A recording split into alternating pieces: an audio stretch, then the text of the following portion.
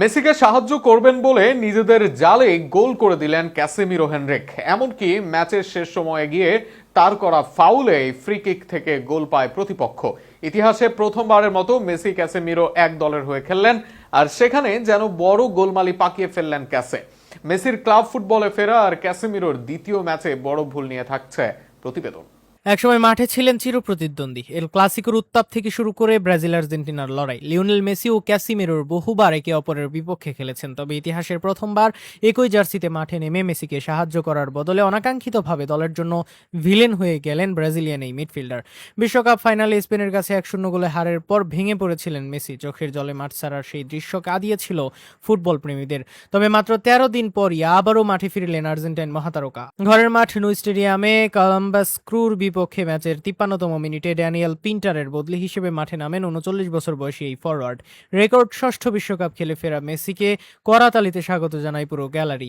মাঠে নামার 3 মিনিটের মধ্যেই গোল করার সুবর্ণ সুযোগ পান মেসি। লুইস সুয়ারেজের নিখুঁত পাস থেকে বা পায়ের শটে গোলের খুব কাছাকাছি চলে গিয়েছিলেন তিনি, তবে বল পোস্টে ঘেঁষে বাইরে চলে যাওয়ায় তার ব্যবধান আর বাড়ানো হয়নি।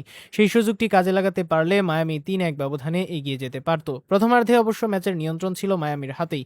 দুর্দান্ত খেলেন সুয়ারেজ। প্রথমে গোলকিপার মাথার উপর দিয়ে চমৎকার ফিনিশে দলকে এগিয়ে দেন তিনি। নেয়াহ অ্যালেনের গোলেও রাখেন গুরুত্বপূর্ণ অবদান। ফলে 2 গোলের স্বস্তিদায়ক লিড পায় মায়ামি। কিন্তু দ্বিতীয়ার্ধে ম্যাচের মোড় ঘুরে যায়। সেই নাটকের কেন্দ্রবিন্দুতে ছিলেন ক্যাসেমিরো।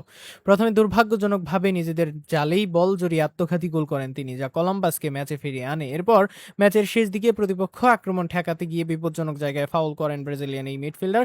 সেই ফাউল থেকেই পাওয়া ফ্রি কিক দারুণভাবে কাজে লাগিয়ে 84তম মিনিটে সমতাসূচক গোল করে কলম্বাস ক্রু।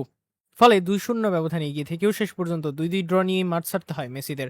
বিশ্বকাপের ধকল কাটিয়ে ম্যাচেই দলে ফিরেছেন মেসি। তার সঙ্গে বিশ্রামে থাকা রদ্রিগো ডি পলো শুরু থেকেই খেলেছেন। এখন আগামী বুধবার ঘরের মাঠে অ্যাটলেটিকো দে সান লুইসের বিপক্ষে ম্যাচ দিয়ে নকআউটের পর্বের লড়াই শুরু করবে ইন্টার মায়ামি।